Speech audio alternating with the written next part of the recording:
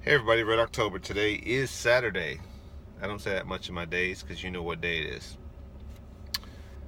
Conversation came up last night from a family member who happens to be black. And I don't know what spewed out, but something came out. I was like, how about all the, it was a news story or something. And I was like, blah, blah, blah. And they're like, who cares about that? Blah, blah, I ain't gonna even say the race, blah, blah, blah. And then they're like, what about black people getting shot by cops, right? And I was like, oh, here we go. Here we go. And I thought to myself, kid, there are so many angles to a shooting. It's not just about the cop shooting the black person, African American. There are factors that lead up to that. And if you notice that the news media, I said it before, the public, the family members, nobody brings up the subject of why did he run?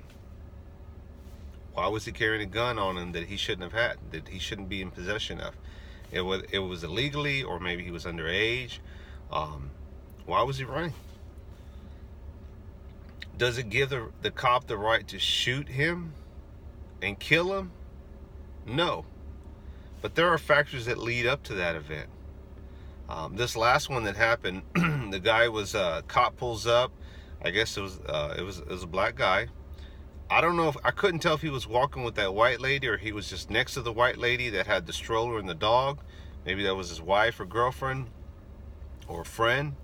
And as soon as the cop pulls up and gets off and he sees him, he bails, he runs. And I'm thinking, dude, if you didn't do anything, don't bail, don't run. I gotta pull up here, guys, because I think it might be time for this bank to open up. I'm trying to make a deposit. So anyway, so I think about that, right? I think, why'd you run? Why? And instead of focusing so much on the shooting itself, thinking he shouldn't have been running. First of all, he shouldn't have had a gun. The cop asked him several times to stop running. Why was he running? Did he have a warrant for his arrest? Did he have drugs on him? He didn't want to go to jail, obviously. I mean, you think about this, and I'm not talking about movies. You tell me what police chase ended on a good note.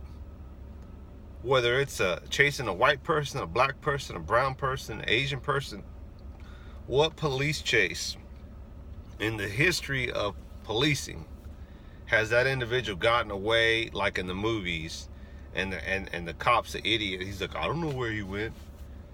It's gonna end on a bad note.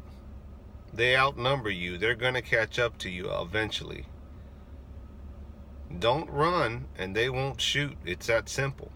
And it makes me wonder if we should have put something, as we the people should have put something on the books a long time ago, so that it could have been educated to everyone that if you run from the cops, they're going to tell you, stop, don't run.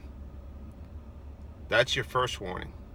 Second warning, stop or I'm going to shoot.